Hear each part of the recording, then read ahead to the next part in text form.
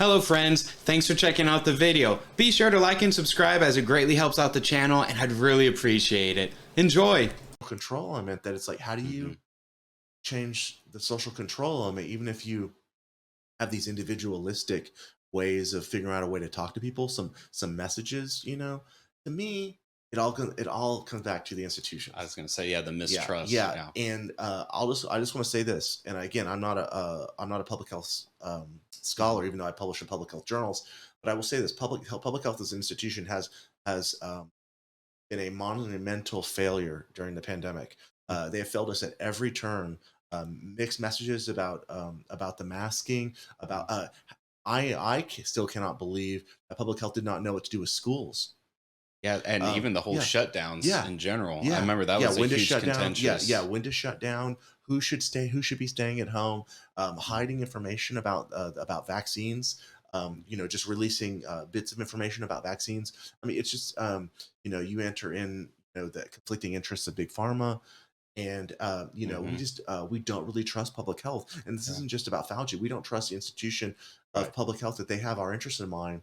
I personally was ignorant of how connected the White House was to CDC. I thought that those were independent, Yeah. and I did not understand until I started during the Trump administration. You started hearing this that the White House was monitoring the communications of the CDC to us Hmm.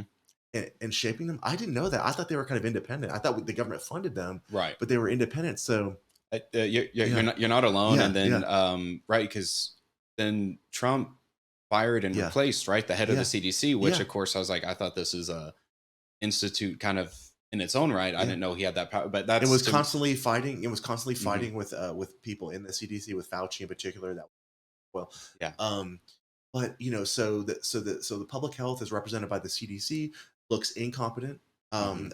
because of all the mixed messages, and frankly, it's been very clear that they have this idea that they instead of giving us the information and letting us act as knowledgeable citizens, they believe that the best way to handle the population is to lie and manipulate us, and that is not a good strategy. Um, uh, that in the politicization, the fact that they are kind of connected to whoever might be in the White House, Right. and you saw this again with during the Biden administration, the public health guidelines around like flight attendants, how long the flight attendants would have to stay home after a positive test, that was Mhm. changed because Yeah. the industry was lobbying the White House to change like how long you need to stay home after an infection. Yeah. Well, Yeah, yeah, not just to mention, yeah, I think it yeah, was during that when they came out, the most recent with, if you test yeah, positive, how yeah. long do you have to quarantine for? It's Yes. and people are like, oh, it's now only like 5 days. See, yeah, why does But that change? It seems very yeah. arbitrary. And Hmm. really what that was the result was like certain industries were lobbying the White House to cut those down because they need their workers back. And so, there's a major like I keep coming back to this, there's an institutional problem here with the government and with public health institutions and medicine and big pharma, a lack of mistrust and a lack of um, confidence in their competence and whether or not they're actually representing the interests of public health and public safety. Oh yeah. And to me, that's where it all really needs to go back to, because Right. we're never going to be able to, give messages, I think, that will give people the courage to resist their families and to resist their friends who are Republican, Mhm. conservative, Protestant. People Yeah. will question, you know, political allegiance. Right. They'll question your faith. Hmm. Yeah. It is. It gets scary. I agree with you. It's that mistrust, which again, of course, people are going to be looking for that information. If you don't trust the institution who's there, it's people always the whole meme now. It's like you had one job. But what happens if the institute, who's that's their job, you don't trust them? And then I think this is where it gets to and start listening to someone who seems to have all the answers. Whether I think this is why you've seen such a huge rise in conspiracy theory sites. Again, the whole QAnon, Alex Jones, Oh um, yeah. and far it's really like again scary, fascinating. It's how I describe a lot of the stuff. Well, Chat knows this, in well, sociology. well, this,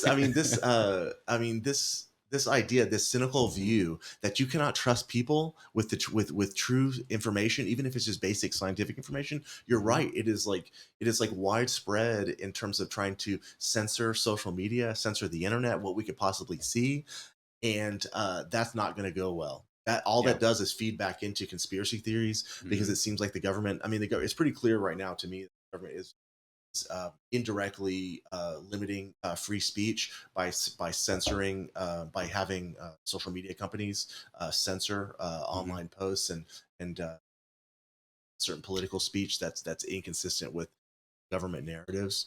Yeah. And this is all stemming from the same kind of cynical perspective that you cannot trust the people, Mhm. and you cannot trust your neighbor. Right. And when, in my opinion, trust should be direct. Right. So, and it's fat, I'm reading chats, getting some Mm. stuff, yeah, saying it's all about the money, and that, yeah, one said you shouldn't be able to lobby against the science and the facts of Oh, transmission. amen. Yeah, right. It's because, again, think about it, you have this mistrust, and then you get caught, which he did get caught quite a Yes, bit yes. messing with like what gets released, and all of a sudden it's like, man, maybe Alex Jones was onto something, right? And There's a saying that some of these like some of the misinformation or conspiracy theories, the difference between some of the misinformation and conspiracy theories and the truth is about 2 weeks. yep. I haven't heard that one before. I Yeah. like it. Yeah, And they'll never apologize. The media will never apologize. oh, For people that suggested that the vaccines were not stopping brain infections or something like that.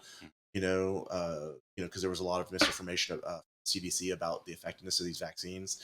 That they said it would prevent you from transmitting the infection or being reinfected, things like that. Early mhm, on, they were saying those things. People that said that questioned that were like vilified online, and those people that vilified them have not apologized after the fact. Now that we know more, that mhm. that these vaccines do allow for breakthrough infections and don't prevent you from spreading it, so forth. Yeah, it's sad, and Yeah, it just, frankly, it's just yeah. reinforcing this huge political divide, which, like, it was growing over the past few years, but, and ever since, I And this is think, just the newest manifestation. The health, right, the pandemic lifestyles, doesn't it just show you like everything is political now, right? yes, everything. Down to, and this is what really fascinates me about this. Um, Behaviors that like sanitizing, wearing a mask, getting vaccinated that could protect you from dying from a pandemic. Like we're willing to die Yeah, it's on that hill yeah. for our political beliefs, for our religious beliefs. Mhm. And it's, and this is a discussion I've had with chat and Yeah, even my family many a times now, yeah, is like this whole idea that everything has to be politicized. I'm like, yeah, when something happens, yeah, nationally, it's almost like everyone's waiting, like, okay, wait, what the comments say? What side should I be? Should I be pro this thing, or should yeah, I be against it? yeah. Um, And it makes people not want to talk. yeah, yeah, You that know, discussion, because it's like, oh man, I don't want to be judged, or like, or you do the tell me judging, this. Do right? you think that have you noticed? I feel like my in class discussions have just getting more and more constrained. Fewer and fewer people want to talk because I think they're exhausted by some of this this contention. I will say this. This goes back to what we were saying earlier, that there I think all of this, the conspiracy stuff and all of the politicization and the culture wars, it's about a search for meaning. We are all Mm, searching for meaning because our institutions have failed. Our institutions used to do a better job of of socializing us and providing order in the world that we live in, mhm, and being a source of credible information. It wasn't credible, but we had a belief in it and a confidence in it, in right. the order. And I think when that falls away, there is like a power vacuum, there's an information vacuum, there's a meaning Mhm, crisis. And that's really what's going on right now. And that's why like how I interpret all the conspiracy theories and a lot of this stuff, this like anti-government stuff and mhm. so forth. A lot of this is like people are searching for meaning because they don't know who to turn to now, because Yeah. the government is incredible to them or the CDC is incredible to them or something. Yeah, well, and I agree with that. I like the idea of, and it is what it is. It's Yeah. a power vacuum. I attribute it to, like, oh man, the teen pop stars, like, Disney. It's like, all right, who they got going? They have the Jonas Brothers. All right, Jonas Brothers too old now. Like, they leave. There's an empty spot. Like, someone has to fill it. They Yeah. have to keep it going. So Yeah. it's like you got to find the next pop star. So in the more serious sense, though, it's absolutely right. If I want this information, And if I can't get it from what the supposed places are, well, one, why is that? Mm, And then two, it's not like, okay, I guess I'll just go about ignorance and bliss yeah. and go about my own day. It's like, no, people want to know, they want to be Especially during a informed. pandemic when you think that your Yeah. life might be in jeopardy. Yeah. Because they're like, what, because I have, pretty much everyone I'm sure knows or has vulnerable family that you're like, oh God, it's like, do I need to keep, how long do I need to keep them in shelter? Mhm, Like perhaps I traveled, what are the precautions I have to take? And you're right. Then you start getting all this misinformation, mhm. and then you get, family, they're one way or the other, right? It's like, oh, you'll be fine. It's hard, Republican, right? It's no, you don't need to wear that mask. Breathe that freedom air. Mhm.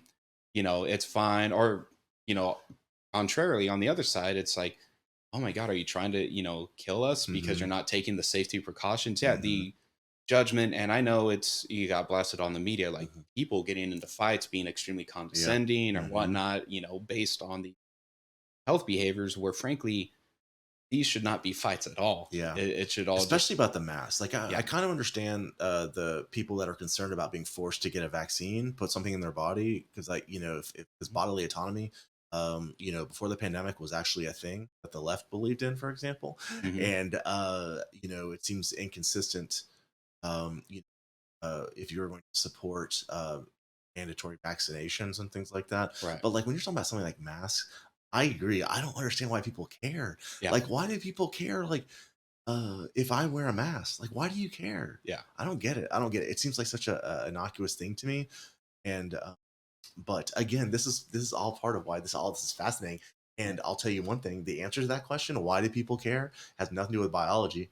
It's about there's about like the social Hmm. construction of masks, but the Hmm. meaning that we give to masks, and that's like the how sociologists contribute to these discussions that public health have difficulty wrapping their minds, that Right. medical scientists have difficulty never be able to really understand. These are social and cultural problems. Yeah. Oh, Yeah. 100%. Right. It's like the mask itself is completely politicized, right? And again, you're right. It's not about biology, so to say. Yeah. Like I could be like, hey, yeah, if I catch this, like I might die. But people see Yeah. the mask and it's like, oh, he's not. And, They're not thinking, oh, he must be vulnerable or something. It's like, yeah. ugh, And can I say he's also, like, they yeah. used to not be, because I don't know if you remember this, but there was some old focus on the family pamphlets, or some conservative religious organization, some pamphlets from the 80s during the pandemic, Oh, and basically were like they had pictures of these conservative Protestants wearing masks to protect themselves from AIDS. And it's like, and it's whoa. it just shows you that, like, that the stigma of masks can change over time, Hmm. as kind of the meaning systems, the meanings that we give these masks can change over time.